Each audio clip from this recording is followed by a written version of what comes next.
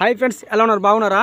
ఈరోజు వేరే వాళ్ళకి ఎక్కడైనా పచ్చను గుర్తు తోలుదామని వీగా ఫోన్ చేస్తారు. వాళ్ళు 3 రోజులు నన్ను ఇబ్బంది పెడుతారు బాగా. సర్లే తోలుదామని వచ్చిన పొద్దుగాల తగ్గించుకొని వచ్చేవారు. కొంతమందికి ఆ మార్కు, కొంతమంది ఈ మార్కు కలిపి మార్కు పెట్టారు. చాలా ఇబ్బందిగా ఉంది తోలాలని కూడా. చిన్న ఎట్ట కూడా చెట్టు చిన్నగా ఉన్నాయి, మట్టి ఏమో ఎక్కువ వస్తుంది. ఆ చెట్టు కూడా పుడే అవకాశం ఉంటుంది. ఈ ఆ రైతు ఏమన్నాడు, చిన్న గట్ట కూడా తోలు అన్న అన్నాడు. నేను తోలుతూనే ఉంటున్నా, కానీ కష్టంగా మాత్రం ఉంది. చేను మాత్రం మొత్తం ఒక్కసారి కూడా ఇలా ట్రాక్టర్ కానీ ఎడతో కానీ ఆ టిల్లర్తో కానీ ఎవరు తోలలేదు. అట్టినే బండ బారిపోయింది.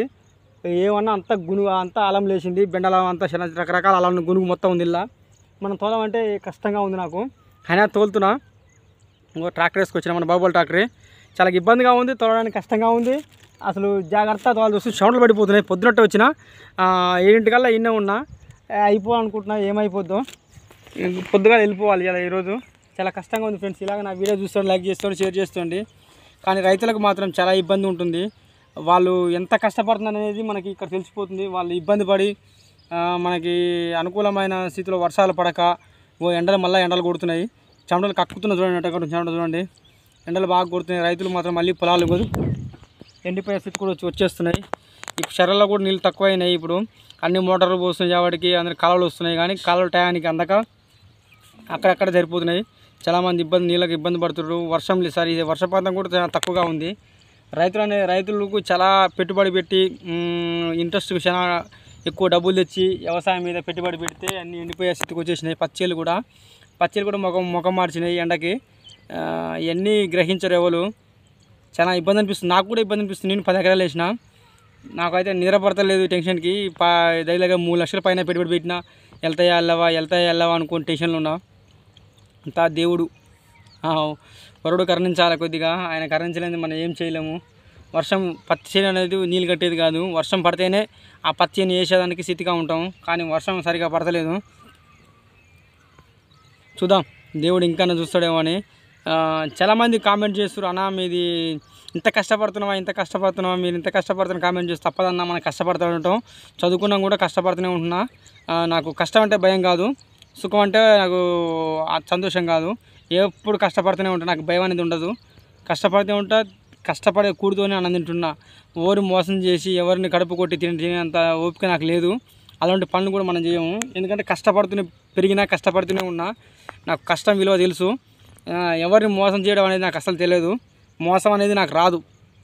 కొంతమంది నమ్మించి మోసం చేస్తారు. అవకాశం బట్టి వాడతారు మనిషిని. రేపు అంత పని వస్తుందని మనకి యూజ్ చేసుకుంటారు. అలా కాదు. నేను కష్టపడుతూనే ఉంటా. కష్టాన్ని అనుభవిస్తూనే ఉంటా.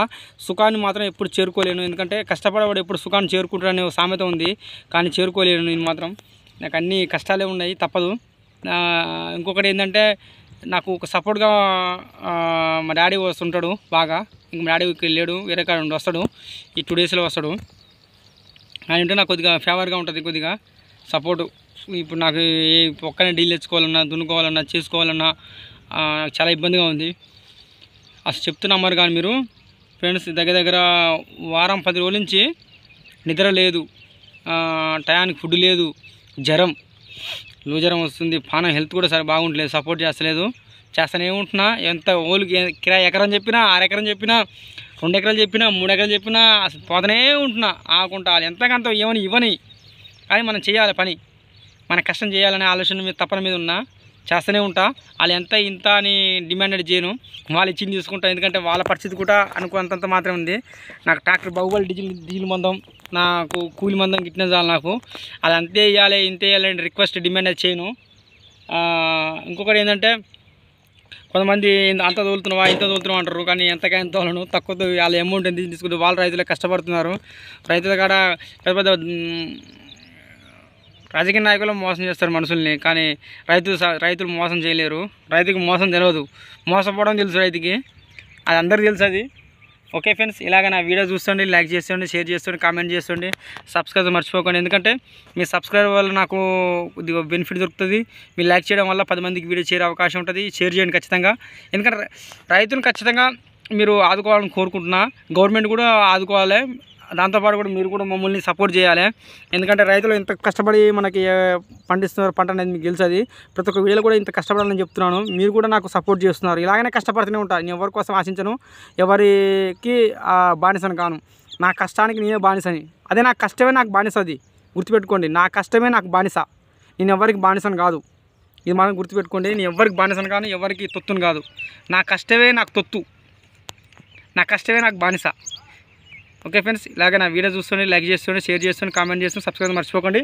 ప్రతి ఒక్కరు మీరు నాకు లైక్ చేయడం వల్ల నాకు ఫుల్ హ్యాపీ.